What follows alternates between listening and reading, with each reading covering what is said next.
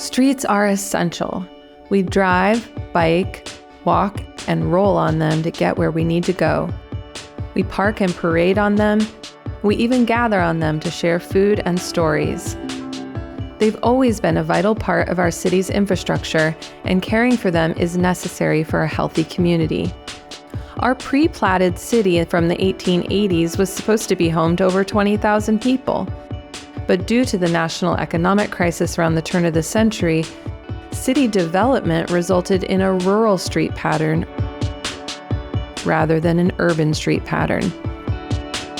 Given this history and the ways we use our streetscape now, how does that help frame the discussion for how we invest in our infrastructure? In part one of our series on financial sustainability, we'll hear from City Council member Aislinn Palmer and Public Works Director Steve King about the financial considerations for our streets.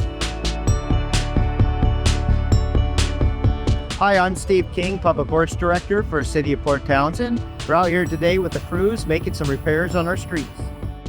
We hear from citizens all the time about the potholes in neighborhood streets and the desire for the city to invest in our streets. Building prosperity means building for many generations ahead. The city is developing a comprehensive street program in response to the rapid deterioration of over 81 miles of city-maintained streets. I'm Aislinn Palmer, one of your City Council members and the chair of the city's Infrastructure and Development Committee. The current investment in streets of $1.2 million per year does not include funds for preservation and repair of street surfaces or funds for matching grants. We used to have funding sources available from the state, but due to a series of initiatives, many no longer exist. Streets take a lot of TLC, and our crews strive to make the most out of every dollar. Limited funds mean that once potholes form, your street crews chase their tails filling them instead of repairing and preserving streets for the long term.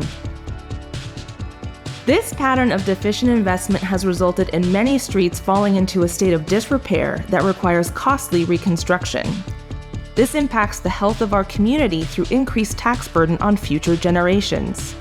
As the chair of the Infrastructure and Development Committee, we reviewed options for street investments. The committee's preliminary evaluation recommends increasing street investments by $1.5 million per year to a total of $2.7 million. With this level of investment, we could claw our way back to a state of good repair over the next 30 years. If we start now, we can get there, and it requires taking the first step, which is a discussion with the community around our approach. Streets, just like healthy communities, requires taking a long-term view. Some of the sustainable methods for funding street investments include impact fees, a transportation benefit district, property tax levies, or user fees. Our innovative street department is using every tool in the box and developing new ones as we go. You will see this next year, the crews fixing ditches, patching streets, instead of chasing potholes. In order to focus more squarely on streets, we have to make trade-offs with the other benefits we provide. This year, we're asking property owners to maintain their frontage by keeping the grass and the brush mowed back.